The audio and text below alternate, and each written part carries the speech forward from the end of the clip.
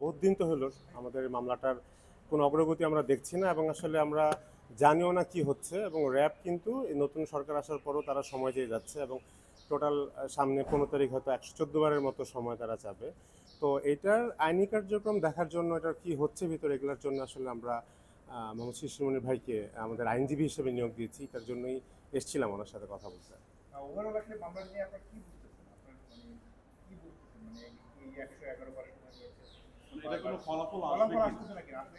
আসলে এত বছর তো আমরা আসলে আশা ছেড়ে দিয়েছিলাম, শুধু ছেড়ে দিইনি, আমরা আসলে বিচার চাওয়াও মনে হচ্ছিল আমাদের কাছে একটা খুব লজ্জাজনক ব্যাপার মনে হচ্ছিল। যে অবস্থা ছিল আইন শৃঙ্খলা বাহিনী বা সরকারের পক্ষ থেকে, যেই ধরনের রেসপন্স আমরা পাচ্ছিলাম। কিন্তু এখন নতুন সরকার এসছে, এবং নির্দলীয় সরকার, বা আগের যে সরকার যে সময় ঘটনাটা ঘটেছে এবং তারা যেভাবে মামলাটা ধামাচাপা দিয়েছে, ওই সরকার যেহেতু নেই, আমরা আসলে মনে করছি কিছু হতে পারে, বাট যতক্ষণ পর্যন্ত না হয় কিছু, তখন পর্যন্ত এটা না মানে আনন্দিত হওয়ার বা খুব বেশি আশা হওয়ার কিছু নেই। না, এর মধ্যে আপনারা তো আইন শৃঙ্খলা বাহিনীর সঙ্গে কথা বলেছেন, জি, তারা কি বলেছে? আইন শৃঙ্খলা বাহিনী আসলে আমাদের এতদিন তো যোগাযোগ করতো না। 5 তারিখের পর আমাদের যে আয়ও, উনি কয়েকদিন এসছে বাসায়, এতটুকু। এছাড়া আর কোনো আসলে তাদের অগ্রগতি হওয়ার মতো আমাদের কিছু জানায়নি এখনো তারা। শিশির ভাই, কি ধরনের আইনি পদক্ষেপ এখন আপনারা নিতে পারেন? আসলে একটা ক্রিমিনাল মামলার বিচারের দায়িত্ব কিন্তু রাষ্ট্রের, কিন্তু আইনে আছে কোনো ভুক্তভোগী কিংবা কোনো অভিযোগকারী তিনি চাইলেও ফৌজদারি কার্যবিধির 493 ধারা অনুযায়ী ইন্ডিপেন্ডেন্ট আইনজীবী নিয়োগ করতে পারেন। এভাবেই সাগর রনির মামলার যিনি অভিযোগকারী ছিলেন তিনি আমাদেরকে আইনজীবী হিসেবে নিযুক্ত করেছেন। আমরা নিম্ন আদালতে দরখাস্ত দায়ের করব। দরখাস্ত দায়ের করে ইনভেস্টিগেশন যারা করছে তাদের সঙ্গে বসে যেখানে যে অবস্থায় এই ইনভেস্টিগেশনের ক্লুগুলো আছে, এই ক্লুগুলো আনভেইল করতে হবে, এই ক্লুগুলো ধরে আরও ফার্দার ইনভেস্টিগেশন করতে হবে। সর্বশেষ 113 বারের মতো সময় নেওয়া হয়েছে। র্যাব এখন তদন্তাধীন আছে। 15 অক্টোবর পরবর্তী দিন নির্ধারণ করা আছে তদন্ত রিপোর্ট সাবমিট করার জন্য। আমরা তার আগেই তদন্তকারী কর্মকর্তাদের সঙ্গে যোগাযোগ করে ইতোমধ্যে প্রাপ্ত যে ক্লুগুলো আছে এগুলো নিয়ে তাদের সঙ্গে বসে পরবর্তী করণীয় ঠিক করতে পারবো। সবচেয়ে বড় একটা ক্লু এখানে আছে, সেটি হলো দুজন ব্যক্তির ডিএনএ পাওয়া গেছে।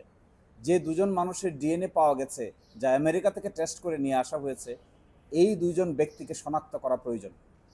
যেহেতু সাগর এবং রনির তাদের মৃতদেহের সঙ্গে এই ডিএনএর উপস্থিতি পাওয়া গেছে, সুতরাং সায়েন্টিফিক এভিডেন্স এবং সায়েন্টিফিকভাবে এটিকে ইনভেস্টিগেট করলে এই দুজন ব্যক্তিকে শনাক্ত করা সম্ভব।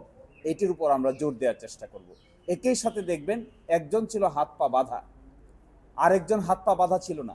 একজনের গায়ে অনেক অনেক বেশি আঘাতের চিহ্ন, আরেকজনের গায়ে কোনো আঘাতের চিহ্ন অনেক কম। তাহলে এই আলামতগুলো নিয়ে দেশি বিদেশি যে সমস্ত ইনভেস্টিগেশন স্টোরি আছে এগুলো এক্সপ্লেন করে তদন্তকারী কর্মকর্তা সহ সরকারের উচ্চ পর্যায়ে এই রহস্য যেন উদ্ঘাটন করা যায়, এগুলো বসে আমরা সর্ট আউট করব। আমরা আমাদের পরামর্শ দিব। আশা করি একটা স্বল্প সময়ের মধ্যে কোনো একটা ক্লু বের হতেই হবে।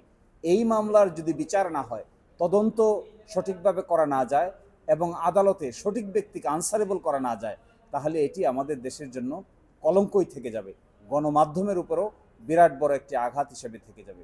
এই জন্য আমরা সাধ্যমতো এই চেষ্টা চালিয়ে যাব। এই মামলা নিয়ে অনেক রকম কথাবার্তা বা অনেক ব্যক্তির সম্পৃক্ততা কথা শোনা যায়। আপনার কাছে কি মনে হয় যে আপনি তো আইনজীবী হিসেবে নিয়োগ পেয়েছেন, এই কথাগুলো কি সত্য?